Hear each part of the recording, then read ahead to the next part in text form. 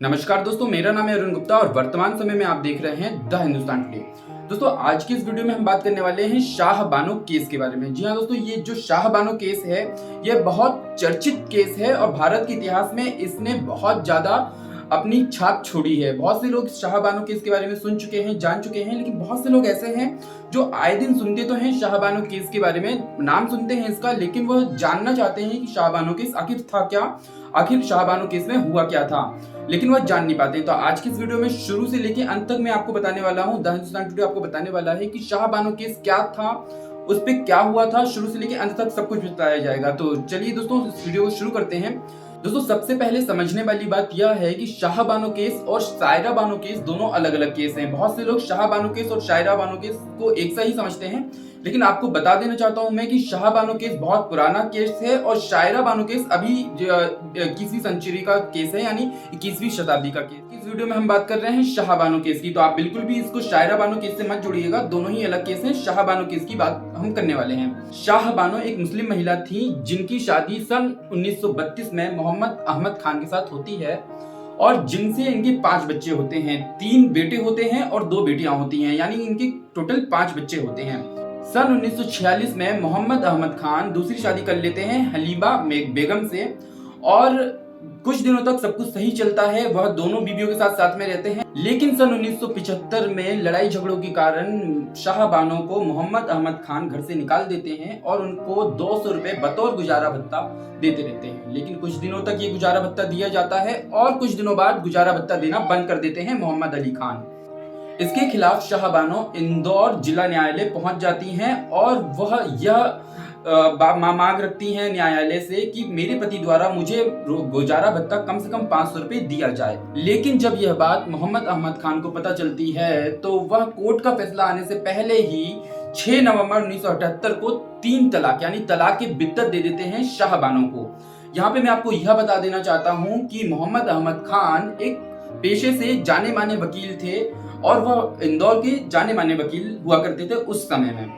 अब जब उनका तलाक हो जाता है तो वह 3000 रुपए मेहर की राशि कोर्ट के सामने पेश कर देते हैं। साल 1979 में निचली अदालत इस मामले में फैसला देती है और मोहम्मद अहमद खान से यह कहती है कि आप प्रति माह 25 रुपए शाह बानो को गुजारा भत्ता के तौर पे देंगे।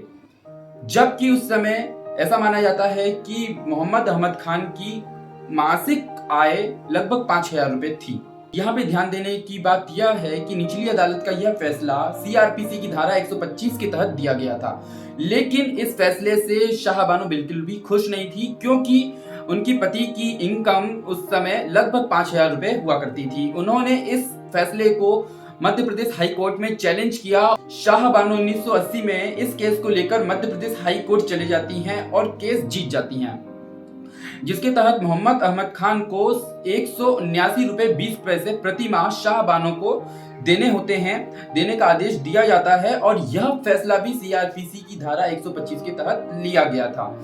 यानी कि हाई कोर्ट ने भी सीआरपीसी की धारा 125 के तहत यह फैसला सुनाया था और निचली अदालत ने भी सीआरपीसी की धारा 125 के तहत फैसला सुनाया था।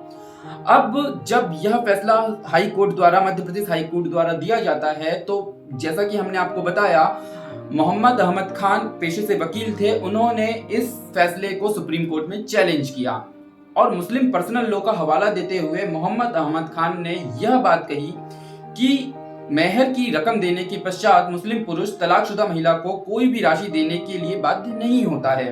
अब यह मामला थोड़ा उलझ गया था, क्योंकि सुप्रीम कोर्ट को यह फैसला लेने में दिक्कत आ रही थी कि इस केस को सीआरपीसी की धारा 125 के तहत मान्य किया जाए या फिर मुस्लिम पर्सनल लॉ के तहत मान्य किया जाए। काफी दलीलों के बाद सुप्रीम कोर्ट इस मामले में सन 1985 में शाह बानो के पक्ष में फैसला देती है और कहती है चूंकि धारा 125 क्रिमिनल लॉ की धारा है, इसलिए वो मुस्लिम पर्सनल लॉ से ऊपर है और शाह बानो केस जीत जाती हैं। अब यह तो शाह बानो को मिले इंसाफ की कहानी हुई। अब आगे यह जानिए कि शाह बानो जीता हुआ केस हार कैसे जाती हैं। दरअसल सुप्रीम कोर्ट ने फैसले के साथ यूनिफॉर्म सिविल कोड के लिए कानून बनाने का सुझाव भी दिया। मुस्लिम समुदाय ने इसे खुद पर हमला समझा और पूरे देश में इसके खिलाफ आंदोलन होने लगे। उस समय भारत के प्रधानमंत्री राजीव गांधी जी थे। उन्होंने अपनी राजनीति चमकाने के लिए और अल्पसंख्यक समुदाय को समर्थन पाने के लिए फरवरी 1986 में सदन में the Muslim women protection of rights on divorce act 1986 पेश किया।